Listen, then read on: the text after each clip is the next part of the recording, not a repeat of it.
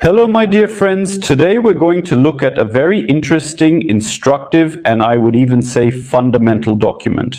Let's talk about a recent report by a Polish diplomat, the former Polish ambassador to Ukraine, Mr. Marek Ziółkowski. And this report was prepared for the Stefan Battery Foundation. The document has a very telling title, Polish Aid to Ukraine. Bare facts and a bitter diagnosis. You know very well that in the Polish and Ukrainian information space, there's currently quite a stir around the issue of who owes whom and how much. It's a real storm, you could say. Politicians on both sides are making various accusations. Polish newspapers are full of headlines about ingratitude, and there's a growing sense of muted irritation in society, both muted and deep. We'll get to the heart of the matter, clear away the emotional froth and break down all the numbers. First and foremost, we'll put everything in order and see how it all works. The political economy of Polish-Ukrainian relations. Please like and subscribe to the channel. Friends, huge thanks to everyone who leaves a like in support of aerodynamics, in support of the working class. Thank you. Now, let's get down to business. For your convenience, there will be timestamps and Act 1, statistical magic, number juggling, and the beginning. Mr. Ziółkowski starts with things that are absolutely obvious and undeniable. In 2022, Poland really made a colossal leap forward. And here we must pay the deepest, most sincere respect to the Polish people. It was truly a grand, unprecedented surge of civic solidarity. Millions of ordinary Poles, well, maybe hundreds of thousands, without orders, opened their homes and provided humanitarian aid from the heart. I saw this at the border. These people treated refugees like family.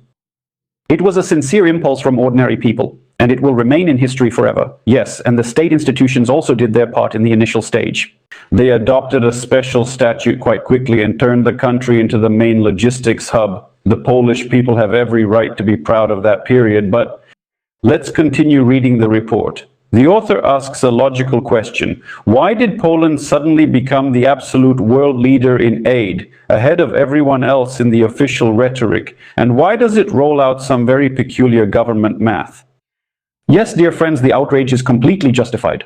Ladies and gentlemen, look, there will be numbers now and you'll understand, but here's a spoiler right away. Why was it necessary to engage in this blatant embellishment and juggling of numbers? Who were you trying to deceive and why? Do you see what the trick is? When economists, the European Union, or international organizations calculate the amount of aid, they take the expenses of a specific year and compare them to the GDP of that same year, which is absolutely logical, and the only correct way from a numerical standpoint. But it's unclear why this was done. If you know, write it in the comments. And it's not me saying this, it's Mr. Marek Ziółkowski. Polish government and presidential structures decided to pull a sleight of hand. Yes, here are the hands, just like in the joke. They took the total amount of aid over several years and neatly compared it to Poland's GDP for 2021. And since the Polish economy grew after 2022, this trick with the baseline automatically inflated the final percentage sky high, and beautiful numbers appeared on the screens, 4.91% of GDP. We're the leaders and gave more than anyone, so why create these statistical phantoms when reality was already respectable? If you drop this propaganda cloak and calculate using the standard method, the real figure for 2022-2023 is 1.7% of GDP, not 5. Is that a lot? It's a huge achievement, and once again I have to say Poland deserves nothing but respect for it, but it's almost 3 times less than what was somehow cooked up in those presentations. Moreover, Mr. Ziółkowski points out another detail. During the same period, Poland spent about 8 times more on its own healthcare, education, and defense than on supporting its neighbor, who is still drenched in blood to this day. So, the stories from right-wing populists claiming that aid to Ukraine has completely ruined the Polish budget are nothing but pure mythology. In addition, they keep repeating this constant figure of 100 billion zlotys. I don't know why they keep saying it, but nevertheless they happily include it. They count everything, from payments to Polish citizens for housing refugees to local government expenses. This creates the illusion that huge sums were just given directly to Kiev without questioning where they went. For some reason, part of society believed this and immediately took the stance that we're so good and expect eternal unconditional gratitude, like, come on, bow down to us. Next, we have AKS 2. Yes, about gratitude and about fantasy. And here we come to the main dead end of Polish politics. Ziółkowski rightly points out, aid has been turned from a tool of foreign policy into a commodity for domestic consumption. There is a strict rule in international practice. Aid makes sense only when it helps the recipient turn things around and resolve the crisis. That's it. So the donor should be satisfied with the fact that the beneficiary has used the resource effectively. Both the Ukrainian army and society have coped with this task. The front is holding. There are no tanks. There are no Russians at the border. The state has not collapsed. For this, once again, deep gratitude to the Polish home front. But inside Poland, a completely different logic comes into play. And here the dear wonderful Polish provinces have especially stood out. All sorts of national conservatives and ultra-right groups. Based on their rhetoric, they seem to imagine that now absolutely every Ukrainian, a refugee, even if they've lived here for 100 years, from infants to the elderly, personally owes them 100 billion zlotys for each one. They started to view aid seriously as a perpetual promissory note that they can demand payment on at any moment. Let's tie everything to this aid. Historical concessions over Volhynia, economic preferences, and just endless public repentance for something, for whatever the visionary comes up with today. When demands, payments, and reproaches became the media norm, an inevitable psychological breakdown occurred. A natural backlash began in Ukrainian society. Excuse me. Dear sirs, gratitude is not a dog collar. Why do you keep rubbing this aid in our faces? Solidarity is not a license to humiliate. Think about it. And seeing that aid was turning into a leash for political blackmail, Kyiv acted pragmatically and shifted the focus of negotiations to those partners who do not issue such ultimatums.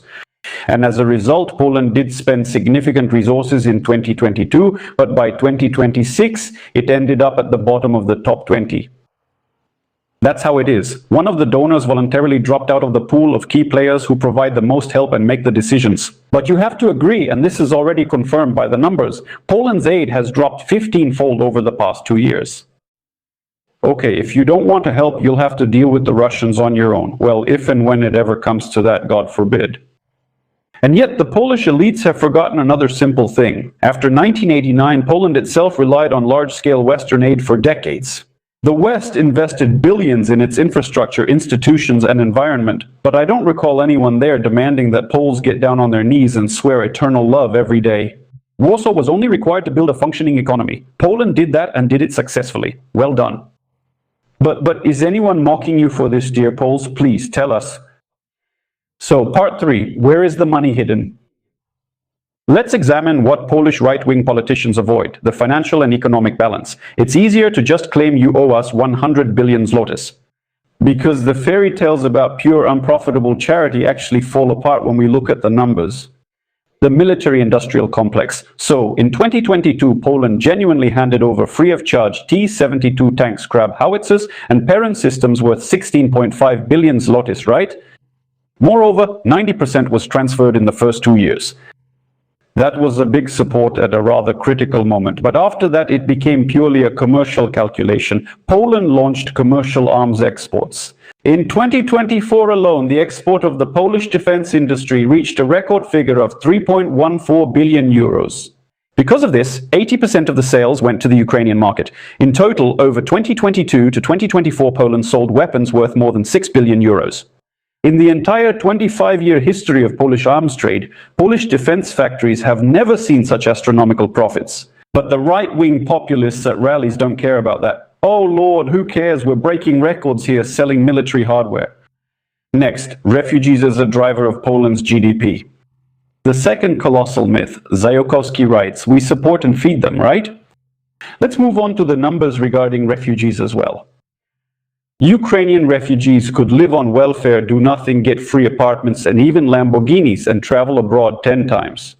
On vacation, like me, right? But the refugees showed tremendous ability to work and almost instantly integrated into the Polish labor market. They contributed to the growth of Poland's GDP. 2022, 2023, 2024. The numbers are as follows: 1.5, 1.5, 2.3, 2.7. So the numbers are only increasing, and Zajokowski makes amazingly precise comparisons. Do you remember the beginning of our video, the actual figure of Poland's spending on aid? 1.7% of GDP. That means the Polish economy, just from the labor of the people who arrived in just the first couple of years, completely recouped and even slightly exceeded all the government costs of taking them in. Next, Ukrainian citizens have registered 30,000 businesses in Poland. These are new jobs, investments, and taxes for the Polish treasury. Trade between the countries didn't just avoid falling, it actually grew. It reached 77 billion zlotys by 2024. And this is despite the fact that Poland has a stable positive trade balance. That means Poles sell more to Ukraine than they buy. to put it in simple terms. Poland, let me repeat, sells more to Ukraine than it buys. They make money from this. Do you understand? And even at reconstruction conferences like the one in Gdansk this year, Warsaw no longer acts as a patron, but as a tough, pragmatic investor who expects to get good contracts and guarantees for its businesses.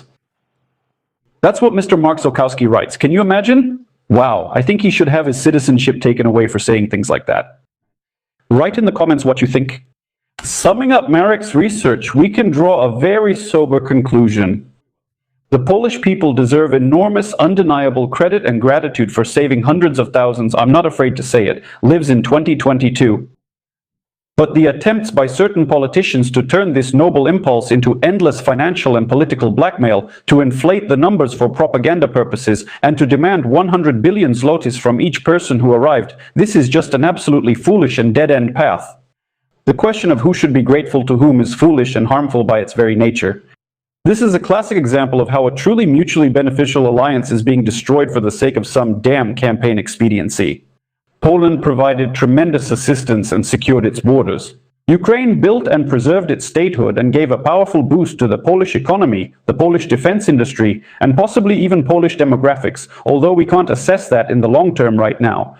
And the attempts by right-wing populists to turn this capital of solidarity into petty squabbles have only led to Poland pushing itself to the sidelines of decision-making in Europe.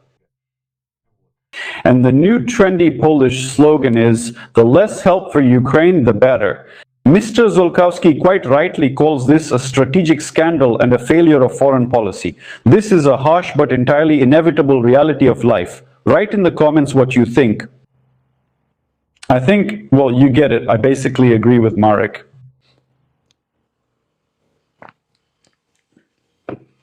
So, friends, thank you very much for your attention. Leave likes and write comments. Advertisement. Hello to the working class turners, computer guys, welders, builders, and loaders. Let me know if I missed anyone. So that's all for now. See you next time.